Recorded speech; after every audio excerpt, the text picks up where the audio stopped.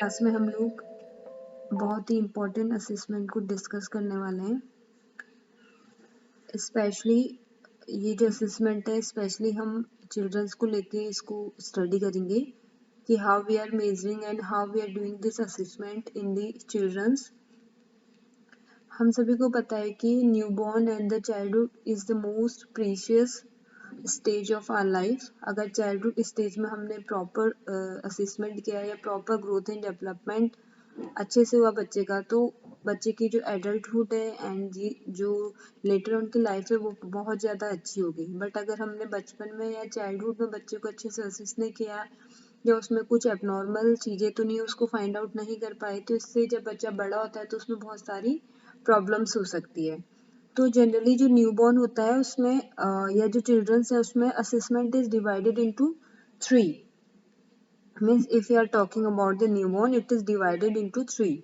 First होता है immediate newborn assessment, second one is the transitional assessment during the period of reactivity, and third one is the periodic assessment. So in this class we will not discuss about the immediate newborn assessment, neither we will discuss about the periodic assessment. So today we are going to discuss only about the transitional assessment during the period of reactivity. So period of reactivity क्या है कि जैसे ही बच्चा after birth means after birth बच्चा एक sleep ले लेता है और आफ्टर स्लीप के बाद 6 to 8 आवर्स आफ्टर बर्थ जो बच्चे में जो एक्टिविटीज होती हैं, जो चेंजेस आते हैं, जिससे वो जो बाहरी इन्वायरमेंट है उसमें अपने आप को ढालने की कोशिश करता है, उस इन्वायरमेंट में अपने आप को अडॉप्ट करने की कोशिश करता है। तो उस कंडीशन में there are certain changes in the physiology of the child. तो उन सारी चीज़ों को आइडेंटिफाई करने के लिए we are doing a special assessment in the child that is known as anthropometric assessment. तो जो एंथ्रोपोमेट्रिक असेसमेंट है हम इसमें सर्टेन पैरामीटर्स लेते हैं, जिन पैरामीटर्स के बेस पे हम आइडेंटिफाई करेंगे कि बच्चे में कोई एबनॉर्मेलिटी तो नहीं हो पा रही है, either the child is able to adjust with the outer environment और not. So without wasting time let's start the class. And if you are a new viewer, please do not forget to subscribe my YouTube channel. So let's start the class. So first one is the anthropometry. तो पहले हमें पता होना चाहिए anthropometry होता क्या है exactly. A branch of anthropology that involves the quantitative measurement of the human body. अगर हम एंथ्रोपोमेट्री की बात कर रहे हैं तो इसमें मेट्री वर्ड आ रहा है, तो जहाँ पे भी मेट्री वर्ड है तो इट सेल्फ डिफाइन दैट कि वहाँ पे कुछ ना कुछ मेजरमेंट होने वाला है। ओके, सो जो मेजरमेंट है यहाँ पे वो किसी भी चीज का नहीं है, बट ये किसका मेजरमेंट है? ह्यूमन बॉडी का। जो एंथ्रोपोमेट्रिक मेजरमेंट्स हैं वो बड़ों में भी करते हैं, but in this class I will be discussing only about the anthropometric examination in the children's. तो जो एंथ्रोपोमेट्रिक है ये क्या होता है? ह्यूमन बॉडी का जो हम क्वांटिटेटिव मेजरमेंट्स करते हैं, और क्वांटिटेटिव मेजरमेंट इट मीन्स हम ऐसी चीज मेजर करेंगे जिसको हम क्वांटिटी में मेजर कर सके, जो नंबर्स में होगी, या जिसको हम किसी भी इंस्ट्रूमेंट की या की हेल्प से, किसी भी आर्टिकल की हेल्प से उसको मेजर कर सकते हैं, काउंट कर सकते हैं। तो अगर हम इसकी वर्ड मीनिंग में जाएंगे तो जो एंथ्रोपोमेट्री है it is derived from two Greek words, first anthropos है and second one is a metron. अगर हम एंथ्रोपोज वर्ड को की मीनिंग के ऊपर जाएंगे तो it means man and matron means mean the measurement. तो जो ह्यूमन बीइंग की बॉडी का हम जो मेजरमेंट करते हैं और उसकी क्या फाइंडिंग्स है उसको फाइंड आउट करते हैं, तो उसको हम लोग बोलते हैं anthropometric measurements. It is the single most portable, universally applicable, inexpensive and non-invasive technique for assessing the size, proportions and the composition of the human body. तो जो एंथ्रोपोमेट्री एग्जामिनेशन है ये बहुत ही क्या एक portable way of measuring the human bodies composition, size और proportion क्या है बॉडी का, हम इन सारी चीज़ों को, जैसे साइज हो गया we will see the weight देखते हैं हम इसमें, हाइट देखते हैं हम इसमें, बॉडी प्रपोर्शन देखते हैं कि ट्रंक से हमारी जो एक्सट्रीमिटी उनका प्रपोर्शन कैसा है, हमारे स्किन में फैट कितना है, ये सारी चीज़ें हम इसके अंदर मेजर करते हैं। और इसको क्या होता है it is used to evaluate both under and over nutrition. अगर हम स्पेशली बच्चों की बात करें तो हम मेनली इसका यूज हम बच्चे में देखने के लिए कि बच्चा ओवर न्यूट्रिशन तो नहीं हो रहा है, बच्चे में अंडर न्यूट्रिशन तो नहीं हो रहा है, बच्चा माल नरिश तो नहीं है या बच्चा ओबीस तो नहीं है, ये सारी चीजें भी हम इसके थ्रू फाइंड आउट करते हैं। The measured values reflect the current nutritional status and don't differentiate between the acute and the chronic stage. इसमें हम acute और chronic stage के बारे में नहीं पता चलता, बट इससे हम mainly बच्चों का nutritional status के बारे में भी हम लोग फाइंड आउट करते हैं कि बच्चा कुछ ज़्यादा तो नहीं खा रहा है, जो भी उसके लिए बॉडी के लिए हेल्दी चीज़ें वो बच्चा ले रहा है या नहीं, जो पेरेंट्स उसको प्रोवाइड कर रहे हैं या नहीं, ये सारी चीज़ें भी इसके थ्रू हमें पता चलती है। और ये लेस एक्सपेंसिव होता है और नीड मिनिमल ट्रेनिंग, मतलब आप एक बार देख लोगे तो और एक बार प्रैक्टिस कर लोगे तो इजीली आप इसको कर सकते हैं। Its reading are reproducible, okay. और जो इसकी रीडिंग्स होती है वो हम मतलब रिप्रोड्यूस हो सकती है, हम उसको काउंट कर सकते हैं। Now the parameters of anthropometric examination. Generally जो एंथ्रोपोमेट्रिक एग्जामिनेशन के जो पैरामीटर्स हैं इसको हमने दो में डिवाइड किया है। फर्स्ट है इसमें age dependent factors and second one is the age independent factors. तो जब हम एज डिपेंडेंट फैक्टर्स है मतलब कि वो एज पे डिपेंड करेगा बच्चे की, तो इसके अंदर जो मेन चीजें आती है उसमें wait of the child, height of the child, head circumference and the chest circumference. और जो एज इंडिपेंडेंट है कि मीन्स एज का उसमें कुछ इतना रोल नहीं है या एज का कुछ इफेक्ट नहीं पड़ता है, तो लाइक उसमें जैसे mid upper arm circumference, weight for the height, weight कितना होना चाहिए हाइट के अकॉर्डिंग, स्किन फोल्ड थिकनेस हम देखते हैं ओबेसिटी या माल नरिशमेंट को आइडेंटिफाई करने के लिए। देन इसमें और आता है upper segment and lower segment ratio of the body of the child and arm span भी हम इसमें देखते हैं। मेनली हम इस क्लास में मेनली जो एज डिपेंडेंट फैक्टर्स हैं उनके बारे में डिस्कस करेंगे। सबसे पहले हम आते हैं वेट में। तो जो चाइल्ड है उसमें हम उसका वेट हमें लेना है, ओके। तो वेट क्या होता है? The measurement of the weight is most reliable criteria of assessment of health and nutritional status of the child. Weight के थ्रू हम बच्चे का ये बहुत ज़्यादा रिलायबल मेथड है और इसके थ्रू हम इजीली क्विकली हम आइडेंटिफाई कर सकेंगे कि बच्चे का न्यूट्रिशनल स्टेटस कैसा है, ओके। तो वेट जैसे जो नॉर्मल वेट है in India, we prefer that the normal weight of the child must be between 2.5 to 3 kg होना चाहिए। तो इसके थ्रू हम देखते हैं कि वेट बच्चे का कितना आ रहा है, 2.5 से कम आ रहा है या बहुत ज़्यादा आ रहा है, उसके बेस पे हम लोग आइडेंटिफाई करते हैं बच्चे का न्यूट्रिशनल स्टेटस। और जो वेट है उसको हम बहुत सारे जो इंस्ट्रूमेंट उनकी यूज़ की हेल्प से कर सकते हैं, जैसे बीम टाइप वेइंग मशीन हो गया, बैलेंस होता है, इलेक्ट्रॉनिक वेइंग स्केल्स हो गया for infant and children's and Salter spring machines होती है जो स्पेशली हम लोग जब फील्ड एरिया या कम्युनिटी एरिया में जा रहे हैं उस टाइम पे हम इसका यूज कर सकते हैं। तो हियर ये सारी चीजें हैं, इनके थ्रू हम लोग, this is the Salter, okay, spring machine.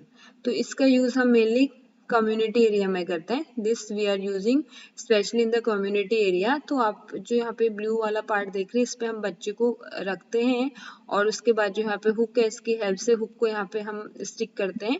Then उसके बाद इसमें जो रीडिंग है इसकी चेंज होती है as per the weight of the child, और ये हॉस्पिटल्स में मेनली हम यूज करते हैं। तो जो ये डिवाइस है इसमें infantometer as well as means इसमें हम हाइट भी लेंथ भी मेजर कर सकते हैं एज वेल एज वेट भी मेजर कर सकते हैं। और इसका हम स्पेशली यूज करेंगे जब बच्चा स्टैंडिंग मीन्स आफ्टर 1 year हम इसका यूज कर सकते हैं जब बच्चा स्टैंड करने लगता है विदाउट सपोर्ट।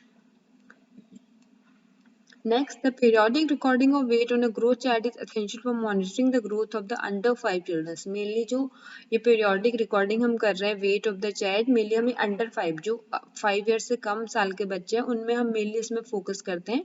ये हम mainly हम एक growth chart बनाते हैं, उसके थ्रू हम देखते हैं कि age के साथ साथ बच्चे का weight बढ़ रहा है या नहीं। तो यहाँ पे एक जनरल कुछ मेजरमेंट्स दिए हैं, मैं उनको सिंपली रीड कर रही हूँ। द ग्रोथ वेलोसिटी, अगर 0 से 4 मंथ का बच्चा है तो उसमें 1 kg पर मंथ बढ़ेगा, मीन्स 30 ग्राम पर डे। और अगर 5 to 8 मंथ का है तो 0.75 kg पर मंथ और 20 ग्राम पर डे। और 9 to 12 मंथ का है अगर बच्चा तो 0.50 kg per day per month में बढ़ेगा और 15 ग्राम पर डे। 1 to 3 ईयर का बच्चा अगर टॉडलर स्टेज में है तो 2.25 kg पर ईयर, एक साल में इतना बढ़ेगा। अगर 4 to 9 ईयर है तो 2.75 kg पर ईयर। और 10 to 18 ईयर का बच्चा है अगर तो 5 to 6 kg पर ईयर बढ़ता है, या 0.5 किलोग्राम पर मंथ हम लोग बोल सकते हैं। और नेक्स्ट हम देखेंगे वेट एट 4 to 5। ये एग्जाम पर्पज के लिए बहुत ज़्यादा इंपॉर्टेंट है। जब 4 to 5 मंथ का बच्चा होता है तो उसका वेट जितना बर्थ में वेट होता है उससे डबल हो जाता है 4 to 5 मंथ में, और जैसे ही बच्चा 1 ईयर का होता है उसमें ट्रिपल हो जाता है। जितना बर्थ में उसका वेट था उसका ट्रिपल हो जाता है 1 ईयर में, होना चाहिए। एंड वेट इन 2 ईयर में उसका 4th टाइम ज़्यादा हो जाता है वेट, और जैसे बच्चे 7 ईयर का होता है तो 7 टाइम ज़्यादा वेट होना चाहिए बच्चे का जितना उसके बर्थ के टाइम पे वेट था। तो ये था हमारा वेट। तो नेक्स्ट हम देखेंगे लेंथ और हाइट और स्टेचर मेजरमेंट टेक्निक। तो मेनली जब हम बच्चों की बात कर रहे हैं, अगर हम न्यूबॉर्न बेबी की बात कर रहे हैं तो उसमें हम वी विल नॉट से कि height of the child, we will say the length of the child. जब तक कि बच्चा स्टैंड करना नहीं सीख लेता उस तक तब तक बच्चे को हम सुपाइन पोजीशन में लिटा के या जो इन्फेंटोमीटर की हेल्प से उसकी हाइट मेजर कर रहे हैं तो उसको instead of saying height we will say the length of the child. तो इसमें सर्टेन चीजें आपको याद रखनी है। Up to 2 years of the age recommended length is measured with the help of an infantometer। जैसे मैंने बताया कि मोस्टली अप टू 2 ईयर तक हम बच्चे को इन्फेंटोमीटर की हेल्प से हम बच्चे की लेंथ मेजरमेंट करेंगे। In older children standing height और the stature is recorded. It is convenient to use a inbuilt stadiometer affixed on the wall which provides a direct read out of height with an accuracy। जैसे बच्चा फिर 2 साल के बाद बच्चा चलने लगता है या बच्चा इजीली स्टैंड कर सकता है तो फिर हम एक स्टैंडियोमीटर की हेल्प से बच्चे की स्टैंडिंग पोजीशन में हम लोग उसकी लेंथ हाइट को मेजर करेंगे। Nutritional deprivation over a period of time affect the stature और the linear growth of the child. और अगर हम इस दौरान बच्चे को सही से खाना नहीं दे रहे हैं, बच्चा सही से फूड नहीं ले रहा है, न्यूट्रिशियस डाइट नहीं ले रहा है, तो ऑब्वियसली बच्चे की लेंथ या जो हाइट है वो एज के साथ नहीं बढ़ेगी। Means there will be means nutritional deprivation is or the height or length of the child is directly proportional to the nutritional status of the child। ये है infantometer and this is the stadiometer. जब तक बच्चा ऐसे stand नहीं कर पाता independently we have to use this infantometer. Infantometer में एक हेड पार्ट होता है, एक फुट पार्ट होता है, तो इसके इन बिटवीन हमें बच्चे को क्या करना होता है, एडजस्ट करना होता है according to the length. Then इसमें मेजरमेंट होती है, जितना भी बच्चे का हेड और जो एंड उसका फुट पोर्शन है उसको फिर हम जहाँ पे ये स्टार्ट हो रहा है हेड फुट एंड हो रहा है फिर उसको हमें मेजर करके रिकॉर्ड करना है। देन स्टैंडोमीटर में सेम बच्चे की हमें देखना है कि उसको कैसे खड़ा करना है और जितना भी यहाँ पे रीडिंग आएगी उसको हमें मेजर करके बच्चे की हाइट हमें लिखनी है। Then we will see the techniques of length measurement. The infant is placed supine on the infantometer। जो हमने इन्फेंटोमीटर मशीन देखी थी उसमें बच्चे को लिटाना है। Then assist or mother is asked to keep the vertex or top of the head snugly touching the fixed vertical plank। और उसके बाद यहाँ पे जो ये वर्टिकल प्लैंक है इसमें मदर से या जो भी असिस्टेंट हमारे साथ है उससे बोलना है कि बच्चे के हेड को प्रॉपरली यहाँ पे स्टिक रखे। Then second one, the legs are fully extended by pressing over the knee and feet are kept vertical at 90 degree to the movable pedal. Plank of infantometer is snugly opposed against source and length of the reed the scale. Then at the same time जैसे head fix है वैसे ही हमें ध्यान देना है कि यहाँ पे जो foot portion है वो भी properly होना चाहिए जिससे हम जो measurement है हमारा exact आए और उसमें कोई भी bias या कोई भी error ना आए, reading error ना आए। देन ये था जब इन्फेंटोमीटर से हम लोग ले रहे हैं length. Now we will see the techniques for the height measurement. तो हाइट मेजरमेंट जनरली अगर हम हाइट मेजरमेंट की बात कर रहे हैं it means we are talking about the older children's। तो height can be measured by the rod attached to the lever type machine or by the stadiometer। Child should stand with the bare feet on the flat floor against a wall with feet parallel and with heels, buttocks, shoulders and occiput touching the wall। Okay, we have to properly see that this position, the occiput and this scapula and this buttocks must touch this stadiometer जो scale है इसको इसे touch करना चाहिए properly and feet should be in proper position। Head should be kept in Frankfurt plane with the help of a wooden spatula or the plastic ruler। और हमें देखना है कि यहाँ पे जो प्लास्टिक रूलर है और जो स्पैचुला है यहाँ पे बच्चे का हेड प्रॉपरली आना चाहिए। Next the top most point of the vertex identify on the wall. और हमें टॉप मोस्ट पोर्शन उसका जो भी उसको आइडेंटिफाई करना है और जितना भी उसमें मेजरमेंट आ रहा है देन बच्चे को हटा के वहां पे उस मेजरमेंट को हमें रिकॉर्ड करना है। नेक्स्ट, हेड सर्कमफेरेंस हम देखेंगे how to take the head circumference. अगर हेड सर्कमफेरेंस की हम बात करें तो we have to remember certain things and we should know certain things like brain growth makes place 70% during fetal life, 15% during infancy and remaining 10% during the preschool years। जो brain growth होती है बच्चे की brain growth आफ्टर बर्थ भी होती है but during fetal life सबसे ज़्यादा 70% ग्रोथ हो जाती है। देन आफ्टर जब fetal life के बाद infancy पीरियड जो होता है उसमें 15% होती है और रिमेनिंग जो 10% है वो प्री स्कूल एज जो होती है बच्चे की उस दौरान होता है। देन हेड सर्कमफेरेंस है routinely recorded until 5 year of the age. और जो हेड सर्कमफेरेंस है हमको उसको रूटीनली एग्जामिन करना है बच्चे का जब तक बच्चा 5 ईयर का नहीं हो जाता या अंडर 5 बच्चों में हम लोग बोल सकते हैं। If scalp edema or cranial molding is present, measurement of scalp edema may be inaccurate until 4th or 5th day of the life। Sometimes क्या होता है अगर हम नॉर्मल वजाइनल डिलीवरी कंडक्ट करा रहे हैं तो due to the softness of the bone of the head तो स्कैल्प ओवरलैप हो जाते हैं या उसमें एडिमा है या कोई भी क्रेनियल मोल्डिंग हो रही है तो उसकी वजह से कभी कभी क्या हो सकता है कि हो सकता है हमारी, क्योंकि ये नॉर्मल चीजें हैं और कुछ टाइम के बाद ये चीजें क्या होती है नॉर्मलाइज हो जाती है। अगर नहीं भी हो रही है तो इसकी वजह से कभी कभी क्या हो सकता है कि इनएक्यूरेट रीडिंग भी आ सकती है। तो इन सारी चीजों को भी हमें माइंड में रखना है। The head circumference is measured by placing the tape over the occiput protuberance at the back and just over the supraorbital ridge and the glabella in front। तो जब head circumference ले रहे हैं तो how we have to keep the tape, ये जो इंची tape है इसको हमें कैसे रखना है। इंची टेप की हेल्प से हम लोग हेड सर्कमफेरेंस लेंगे तो हमें इसमें दो चीजें याद रखनी है कि जो इंची टेप है इट मस्ट बी ये हमारी जो ऑक्सीपुट बोन होती है, जो ऑक्सीपुट का प्रोट्यूबरेंस है वहां उसको हमें कवर करना है। एट द सेम टाइम अगर हम फ्रंट में देखेंगे तो अबव इन बिटवीन आईब्रोज और जो इन बिटवीन आईब्रो एक ग्लेबुला वाला रीजन है हमें उसको कवर करना है। तो इस तरीके से पूरे अराउंड जो हेड है उसके अराउंड लेके जो भी मेजरमेंट आएगा देन उसको हमें क्या करना है, रिकॉर्ड करना है। तो इस तरीके से we will take the head circumference of the child और उसे हमें रिकॉर्ड करना है। And the normal head circumference is 33 to 35 centimeter। Now next one is the expected head circumference in children। So through this table you can easily see that at birth the head circumference is 34 to 35 or we can see 33 से 35 centimeter होता है। At 2 month 38 centimeter, 3 month में 40 centimeter, 4 month में 41 centimetre, 6 month में 42 to 43 centimetre, 1 year 45 to 46, 2 year 47 to 48, 5 year 50 to 51 centimetre. Next अगर हम head circumference की growth velocity की बात करेंगे कि किस मंथ में या कितने ईयर में कितना ग्रोथ होता है इसमें, तो टिल 3 मंथ में 2 सेंटीमीटर पर मंथ, हर महीने में 2 सेंटीमीटर बढ़ता है और 3 मंथ से 1 ईयर के बीच में 2 सेंटीमीटर पर 3 मंथ, 1 to 3 ईयर 1 सेंटीमीटर पर 6 मंथ और 3 to 5 ईयर में 1 centimetre per year head circumference में ग्रोथ होती है। और चीजें हमें ध्यान रखने की हैं जैसे कि during first year there is 12 centimetre increase in head circumference while 1 to 5 year age only 5 centimetre gain occur in the head size.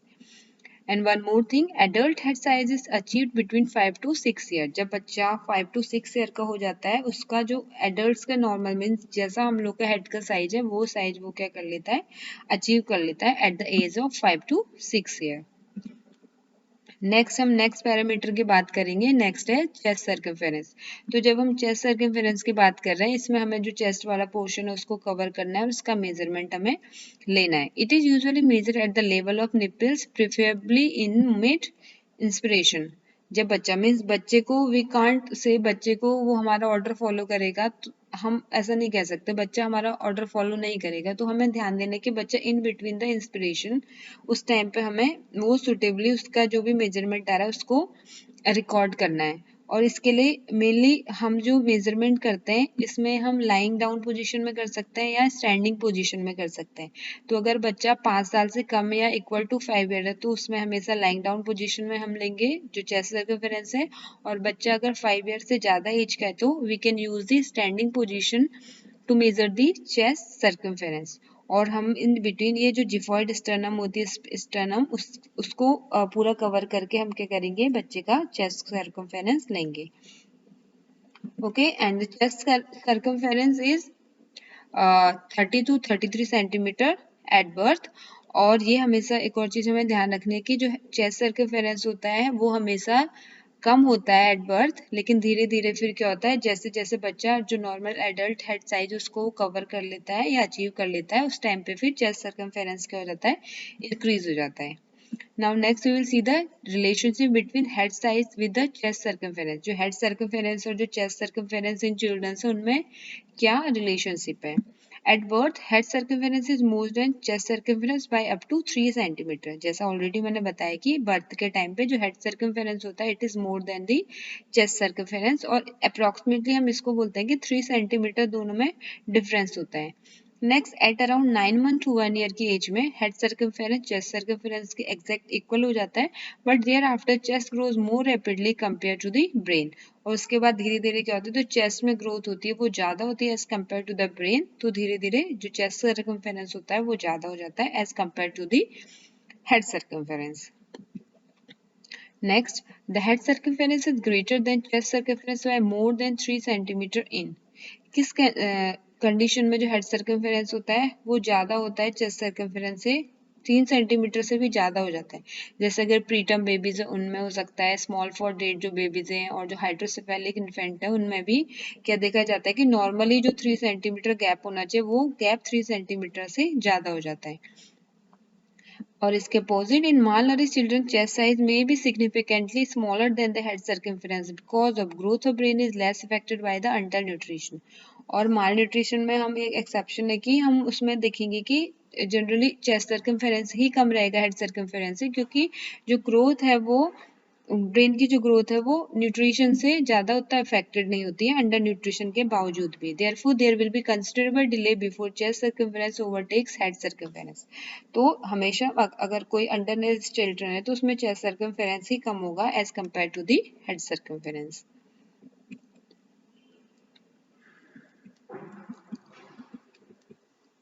Next, mid upper arm circumference हम देखेंगे। This is the next parameter for the anthropometric measurement. तो जो mid upper arm circumference है, during 1 to 5 year of the age it remains reasonably static between 15 to 17 centimeter among healthy children। 1 साल से जो 5 साल के बच्चे हैं अगर वो हेल्दी हैं तो उनमें जनरली जो इसकी रेंज होती है वो 15 to 17 सेंटीमीटर होती है। It is conventionally measured over the left upper arm at a point marked midway between acromion process जो होती है शोल्डर में and the olecranon process in elbow with the arm bent at the right angle। तो जब हम इसको major कर रहे हैं उस टाइम पे हमें कैसी पोजीशन रखनी है, इस इमेज से आपको ज्यादा समझ आएगा। ठीक है, ये बच्चे का हैंड होगा, तो बच्चे का हैंड जो it must be right angle. यहाँ पे जो भी ये एल्बो वाला पार्ट है और जो ये हैंड वाला पार्ट है इनके बीच में there must be 90 degree angle बनना चाहिए।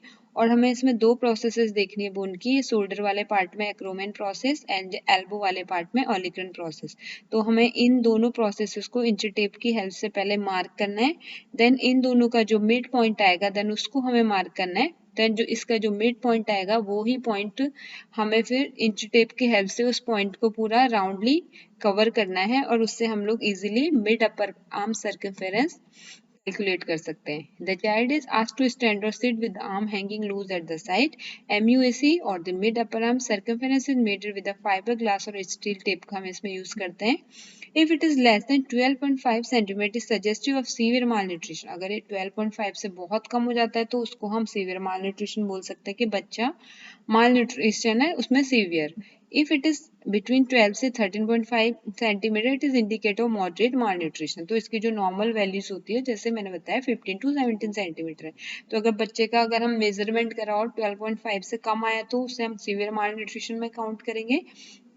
और अगर 12.5 टू 13.5 सेंटीमीटर के बीच में आएगा तो it will be counted as moderate mal nutrition. Okay, one more thing, हमें जो इंच में कलर कोडिंग होती है, अगर हम स्पेशली माल नरिशमेंट को असिस्ट करने के लिए इसका यूज कर रहे हैं तो जो इसकी कलर कोडिंग है उसके हिसाब से अगर रेड आ रहा है इसमें तो उसको हम जो इसका मेजरमेंट होगा वो 0 से 11.5 सेंटीमीटर होगा and it is as per the WHO guidelines. अगर येलो कलर आ रहा है इसमें तो 11.5 से 12.5 सेंटीमीटर आएगा और अगर ग्रीन है इट मीन्स 12.5 से 26.5 सेंटीमीटर आता है। नेक्स्ट ये टेप है जिसका हम यूज करते हैं मिड अपर आर्म सर्कमफेरेंस और इसमें कलर कोडिंग आप डिफरेंटली देख सकते हैं, red, yellow and the green, और इसके बेस पे ही जो भी सेंटीमीटर है पैरामीटर्स है उसको हम लोग मेजर करते हैं, then we will record. Next इसमें एक और चीज है, हम स्किन फोल्ड भी चेक करते हैं। मेनली हम जो बेसिक पैरामीटर्स है उसके अंदर हम सिर्फ हाइट एंड वेट हो गया, head circumference, chest circumference and mid upper arm circumference लेते हैं। तो कभी कभी अगर बच्चा बहुत ज्यादा मालनरिश्ड है या ओबीज है तो उस कंडीशन में हम इसमें स्किन फोल्ड थिकनेस को भी हम लोग काउंट करते हैं। तो it is usually measured by the Harpenden calliper होता है, एक मेजरमेंट स्केल कैलिपर है, उसका हम यूज करते हैं। The skin fold with subcutaneous fat is picked up with the thumb and index finger and calliper is applied beyond the pinch. इसमें हमें क्या करना है, जनरली ये हमारा जो इंडेक्स फिंगर है और थंब, इसकी हेल्प से हमें स्किन को जिस जहाँ पे ज्यादा होती है वो भी स्पेशली थाइज हो गया और जो ये बाइसेप्स वाला पार्ट है इसको हमें क्या करना है, पिंच करना है। देन जो कैलिपर है इसका, इसको हमें इसमें क्या करना है, जो दोनों जो फैट इसकी जो स्किन है उस पे हमें इसको ओपन करना है। देन यहाँ पे हम इसका मेजरमेंट देख सकते हैं और उस मेजरमेंट को हमें क्या करना है, रिकॉर्ड करना है। तो इस तरीके से हम बच्चे का स्किन फोल्ड देखेंगे। फैट थिकनेस के लिए अगर ये 10 mm से ज्यादा आ रही है इट मीन्स हेल्दी चिल्ड्रन है, 1 to 6 ईयर की हम बात करें, और अगर 6 मिलीमीटर से कम आ रहा है तो it is indicative of moderate to severe degree of the mal nutrition. तो अगेन जो स्किन फोल्ड थिकनेस है वो मेनली हम माल न्यूट्रिशन या बच्चा ओबीस या अंडर वेट या नॉर्मल है क्या, उन सारी चीजों को देखने के लिए हम स्किन फोल्ड थिकनेस भी चेक करेंगे। नेक्स्ट है, इसमें दो चीजें और एक्स्ट्रा मैंने ऐड करी हैं, इसमें लिम्ब ग्रोथ भी हम देखते हैं। तो जो लिम्ब ग्रोथ है, the mid point of the body in newborn is at umbilicus. अगर हम किसी न्यूबॉर्न की बात करेंगे तो उसकी बॉडी का मिड पॉइंट होता है अम्बिलिकस, लेकिन अगर हम वहीं एडल्ट की बात करेंगे तो जो मिड पॉइंट होता है वो सिम्फाइसिस प्यूबिस में शिफ्ट हो जाता है due to greater growth of the limbs than the trunk, क्योंकि जो एडल्ट उनमें हाथ पैर ज्यादा बड़े हो जाते हैं as compare to the trunk. Upper segment vertex to the upper edge of the symphysis pubis to the lower segment symphysis pubis to the heel ratio at birth is 1.7 से 1 होता है। This is gradually becomes 1 से 1.5 in healthy adults में ये 1 से 1.5 हो जाता है जो इसका रेशियो है। In infant upper segment crown से symphysis pubis can be measured by using infantometer से हम इसको measure करेंगे and the lower segment is obtained by subtracting the upper segment from the total length। Crown से symphysis pubis की जो length है उससे हम अपर सेगमेंट को मेजर करेंगे और लोअर सेगमेंट को मेजर करने के लिए हमें जो अपर सेगमेंट है उसको जो ओवरऑल लेंथ है बच्चे की उससे माइनस कर देंगे तो वो हमारा लोअर सेगमेंट आ जाएगा। देन उसके बाद हम इसका रेशियो को कैलकुलेट करेंगे to identify whether the child is healthy और नॉट। तो the infantile upper segment to the lower segment ratio, trunk abnormally large होता है और लिम्स एबनॉर्मली स्मॉल होते हैं as you can see in this picture. तो ये हमें सर्टेन कंडीशंस में देखने को मिल सकता है जैसे एकेंड्रोप्लेजिया हो गया, क्रिटिनिज्म हो गया, short limb dwarfism, sexually precocity, bowed legs. तो ये सारी बहुत सारी इसमें से क्रोमोसोमल एबनॉर्मलिटी, कंजेनाइटल एबनॉर्मलिटी और जो हार्मोनल डिसबैलेंस होता है बॉडी में उसके कारण से बच्चों में ये सारी एबनॉर्मलिटी देखने को मिल सकती हैं। सेकेंड है advance upper segment to the lower segment ratio, trunk abnormally short होते हैं और जो लिम्स है बच्चे की ये बड़ी होती हैं लेकिन ट्रंक साइज क्या हो जाता है, कम हो जाता है। ये भी बहुत जो ये कुछ कुछ जो डिजीज कंडीशन उनमें देखने को मिलता है और ये सारी जितनी भी डिजीज कंडीशन है ये क्रोमोसोमल एबनॉर्मलिटी है या बोन डिफेक्ट्स हैं, कंजेनाइटल एबनॉर्मलिटी है, जीन में कोई डिफेक्ट है उसके कारण बच्चों में ये सारी एबनॉर्मलिटी देखने को मिल सकती हैं। नेक्स्ट वन मोर थिंग, हम कभी कभी आर्म स्पान भी चेक करते हैं। तो आर्म स्पान चेक करने के लिए आप as you can see in this picture, तो इसमें हमें क्या करना है, बच्चे के दोनों हाथों को स्प्रेड करना है, अलग अलग लेफ्ट राइट पूरा स्ट्रेच करना है। देन उसके बाद हम क्या करेंगे, in this the distance between tips of the middle finger of both the hands, दोनों हैंड्स के मिडिल फिंगर के टिप को हमें क्या करना है, मेजर करना है left to right. Overstretched, a right angle to the body measure across the back of the child. Then इसका हमारा क्या होता है, इन अंडर 5 चिल्ड्रंस में आर्म स्पान 1 से 2 centimetre smaller than the body length जितनी होगी उससे 1 to 2 सेंटीमीटर स्मॉल होता है। और जब 10 से 12 साल की एज में आर्म स्पान जो है जो पूरी टोटल हाइट है उसके इक्वल हो जाता है। और इन एडल्ट में arm span is more in adult by the 2 centimetre ज्यादा बढ़ जाता है। Abnormally large arm span is seen in patient, जिन पेशेंट में हमें देखने को मिलता है जो एबनॉर्मली लार्ज आर्म स्पान है, वो जैसे मार्फन सिंड्रोम है, क्लाइनफिटर सिंड्रोम है, कोआर्कटेशन ऑफ अरोटा अगर है तो उस कंडीशन में ये सिम्टम देखने को मिल सकता है। और at the same time upper arm span is short kin as compare to the height kin patient में होता है, जैसे शॉर्ट लिम्ब ड्वार्फिज्म है, क्रिटिनिज्म एंड एकेंड्रोप्लेजिया है। तो ये सारी अगर कंडीशंस है तो उसमें पेशेंट की जो आर्म स्पान होगा it will be short as compare to the height in the patient.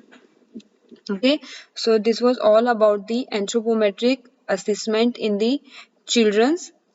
So if you like my video and my explanation, please do like and share my video.